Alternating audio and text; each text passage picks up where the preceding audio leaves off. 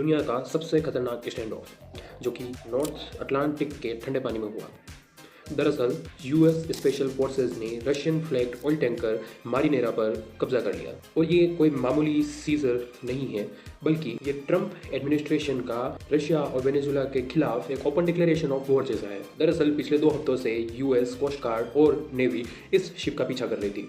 ये टैंकर पहले गुआना के फ्लैग के साथ बेलावन के नाम से चल रहा था, लेकिन जैसे ही यूएस ने इसको घेरा, इसने रातों रात अपना नाम बदला और हल पर रशियन फ्लैग पेंट कर दिया। पर ट्रंप की नेवी ने इसे आइसलैंड के पास इंटरसेप्ट कर लिया। अब समझते हैं इसके पीछे की टेक्निकलिटी।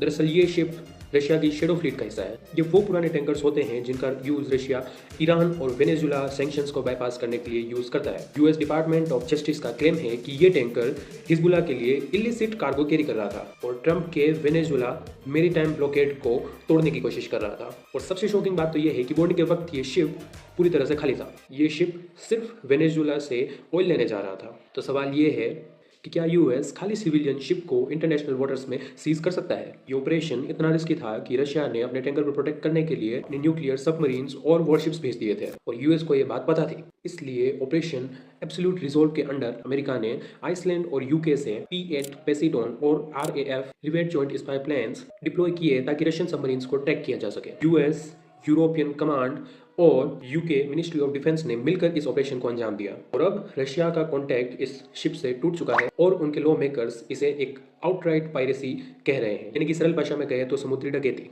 और रशिया ने साफ कहा है कि ये 1982 यूएन कन्वेंशन यानी कि UNCLOS का उल्लंघन है। फ्रीडम ऑफ नेविगेशन खतरे में है और रशिया के लिए ये सिर्फ एक शिप नहीं बल्कि उनकी सोवरेनिटी का सवाल है। और दूसरी तरफ ट्रंप है जो इस वक्त एग्रेसिव एक्सपांशनिज्म दिखा रहे हैं। पहले मडुरो का एब्डक्शन और अब रशियन शिप का सीजर। और अब सबसे बड़ा सवाल ये है कि क्या ये tension direct US Russia clash में बदल जाएगी? आपको इस बारे में क्या लगता है? कमेंट करके बताइए। मिलते हैं नेक्स्ट वीडियो में। जय हिंद।